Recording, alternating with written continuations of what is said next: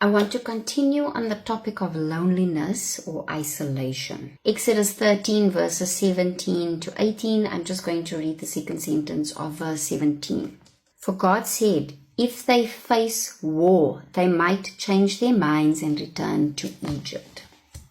Exodus chapter 15 verse 19. When Pharaoh's horses, chariots and horsemen went into the sea, the Lord brought the waters of the sea back over them.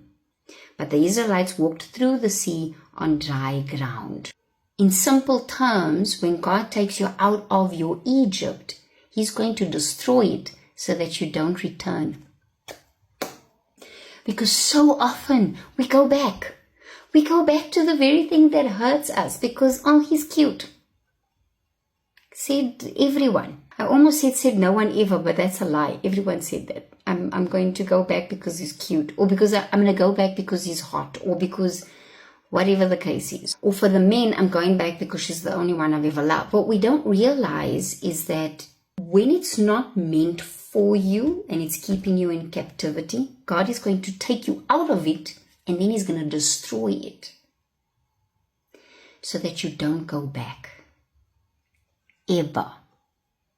Because when He removes you from something, He's going to put you in your desert, your wilderness, and He's going to change you, your mindset, your heart, your spirit, everything that was damaged in your oppression, He's going to change in your wilderness so that you can be prepared for your promised land.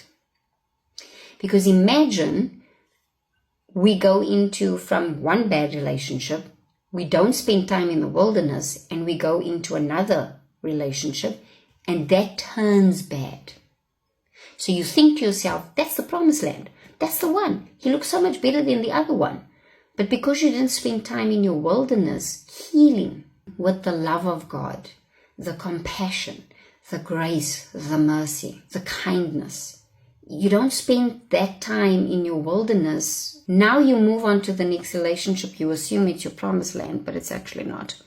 And what happens? The mentality that you had in the toxic, the bad relationship before, you're now taking it into your new relationship.